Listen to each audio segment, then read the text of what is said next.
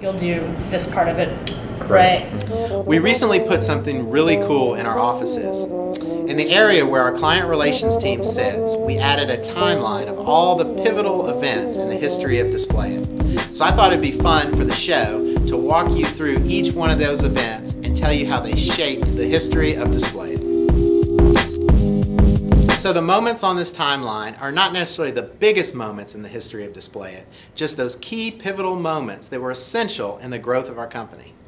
So it all started in 1996 at a trade show in Chicago. Now, I wasn't working for Displayit at that time, but I was helping my dad out at this show. Josh, he was just a young whippersnapper just getting started in business, but I thought it would be a good experience for him. And it was a trade show for independent office product dealers. We were hoping that they would offer our trifold tabletop display as a product in their stores. Well, as you can imagine, in 1996, business for independent office product stores wasn't too good. Staples and Office Depot were on the way. This trade show was a disaster. But we received some very good fortune on the last day of this show. Some representatives from a large catalog company who had a printed catalog about portable display products for trade shows and conferences came by the booth. As nature calls, I had to go to the restroom. And I was in there. When I got back, he said, "Hey, Dad, this company, big company, is interested in our products and will probably place a big order." They said they were interested in offering our product in their catalog. This was the key moment for Displayit.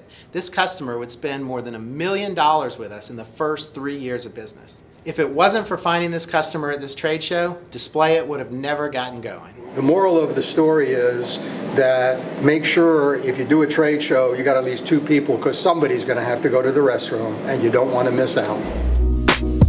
So by the fall of 1997, we were up and running with our big account, but we still needed more business. At that time, my dad was sending out printed catalogs via direct mail. Now this worked okay, but it was pretty much a break-even proposition. That's when my brother-in-law came on the scene and said, "Fred, why don't you create a website?" So what we did is we basically scanned the pages of our catalog and our website was up and running. It was totally crude by today's standards, but good enough to get us an order. On the fax machine, there was a $5,000 order that was placed via the internet, strictly e-commerce. Nobody talked to the customers. And then at that point, we realized we were onto something. So with a little nudge from my brother-in-law, we were an online company. By 2002, the business from the large account we met at the trade show was starting to wind down. And we needed to figure out how to drive more traffic to our website. Now up to that point, we were playing the SEO game on the various search engines at the time, trying to drive traffic. In 2002, we discovered Google AdWords, and this provided us a consistent, reliable way to drive traffic to our website, and the business started to take off. Now, believe it or not, by the spring of 2004, we still didn't have a true e-commerce website. If you wanted to order from us, you had to call us or print off the order form and fax it in. So by the summer of 2004, we finally launched a true e-commerce website. I see a piece of carpet, a dinosaur, something that looks like it's from 1971, and who in the world would I don't even know how this thing works. I mean, is this how it goes? All right, let's jump forward 7 years. It's 2011, and this is where the fun starts.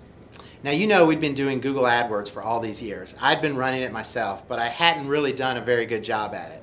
Well, I went to this conference where I learned some advanced Google AdWords techniques. I was so excited and pumped up about what I was learning at this conference that I called my dad and said, "We're going to double the business in less than 2 years." And we did it.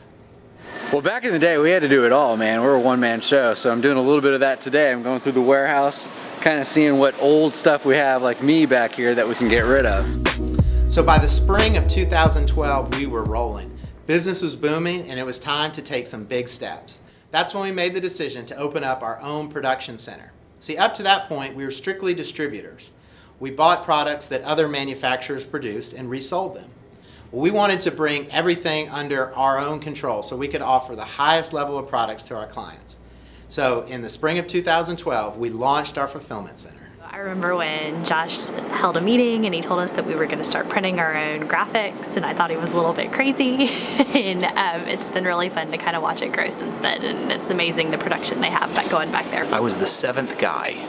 We didn't have to worry about too much stuff at that time, just being 7 guys. It was, goofed around, but we worked hard. So from the time that we opened our fulfillment center, we tripled our business. And that allowed us to move into this 75,000 foot facility in December of 2016. This company is getting bigger, larger, and we're hoping to take over the world. So my takeaway with sharing this timeline with you is I just want you to be encouraged. While we'd like to take credit for all the good fortune that came at these pivotal moments, so much of it was truly out of our control. I think we were blessed at different times in the history of Displayit. And so I encourage you, if you're building a business or your career, keep doing the right things, and at the right moment, it will pay off for you. I hope you've had fun hearing our story, but right now it's time for me to get back to work. We'll see you guys next time. Long time ago, I used to make these when I had hair down to my shoulders. I don't know what this is. It's like a sound barrier you put on a wall. How'd you like sniffing glue? The smell of glue kind of grew on you. Maybe I could put it in the corner of my booth like that. You had a lot of burns on your hand. I think I should just throw this away.